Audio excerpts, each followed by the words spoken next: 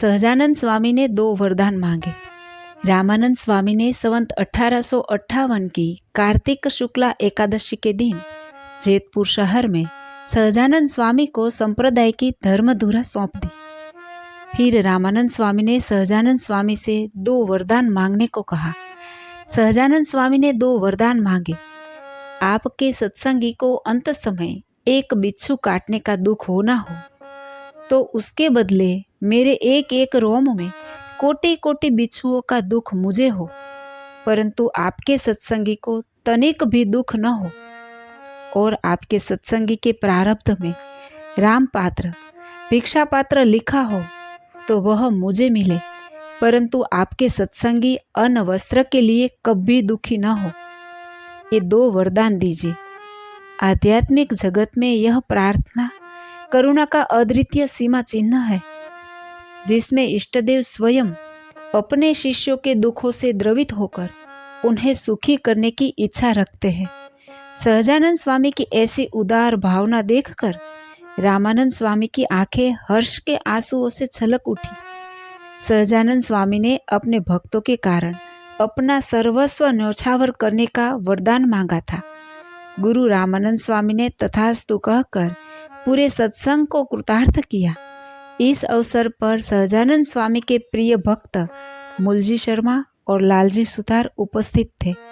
मूलजी शर्मा ने सहजानंद स्वामी की पूजा करके एक गाय अर्पण की। अनेक भक्तों ने सहजानंद स्वामी के चरणों में भांति भांति के भेंट अर्पण किए।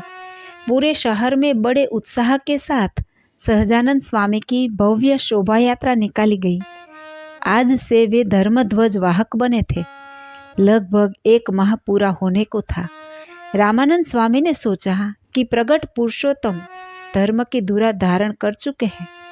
अब मेरा कार्य पूर्ण हुआ है, अब मुझे विदा लेनी चाहिए।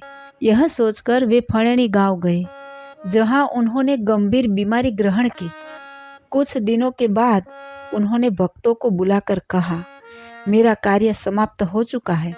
अब जो कुछ है स्वामी सहजानंद जी ही है, उनकी आज्ञा का पालन करना। मैंने तो डुगडुगी बजाकर आप सबको इन पुरुषोत्तम नारायण के चरणों में सौंप दिया है।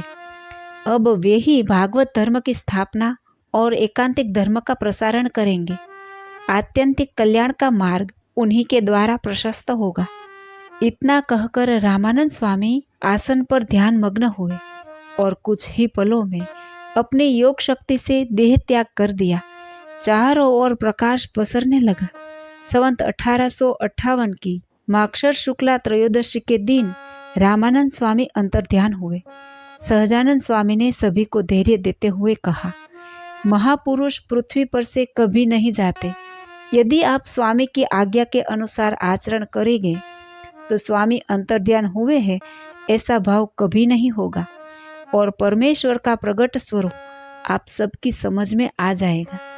आज से सहजानंद स्वामी के जीवन का अनन्य अध्याय प्रारंभ हुआ, जो इस धरातल पर अध्यात्म विषय में नया प्रकाश देने के लिए शुरू हुआ था। जय श्री स्वामीनारायण।